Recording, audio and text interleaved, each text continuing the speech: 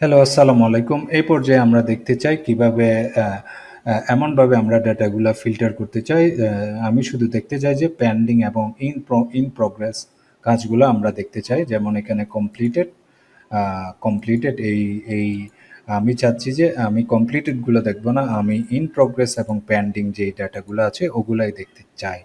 তাহলে আমার সিনারিও হলো আমি একটা প্রজেক্ট ট্র্যাকার শিটে কাজ করছি যেখানে আমাদের টাস্ক নেম আছে এবং প্রজেক্টের স্ট্যাটাস আছে এটা কমপ্লিট হয়েছে কি হয় নাই। তাহলে গোল চলমান কাজগুলোর তালিকা আলাদা করতে চাই আমরা, ঠিক আছে? তাহলে আমি আমি কিভাবে এটা করতে পারি? যে আমি এইটা সিলেক্ট করলাম, ঠিক আছে? আমি এটা সিলেক্ট করলাম, ডেটা দিলাম, আমি ক্রিয়েট ফিল্টার দিলাম।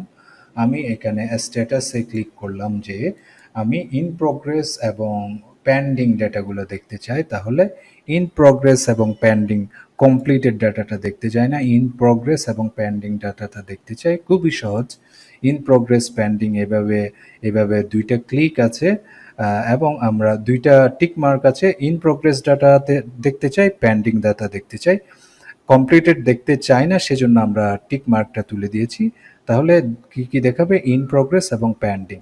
তাহলে আমরা যদি ওকে দেই তাহলে এই যে দেখুন ইন প্রোগ্রেস ডাটা এবং পেন্ডিং যে ডাটাগুলো আছে সেই ডাটাগুলো দেখাচ্ছে। এখানে এখানে ৫ টা ডাটা ছিল।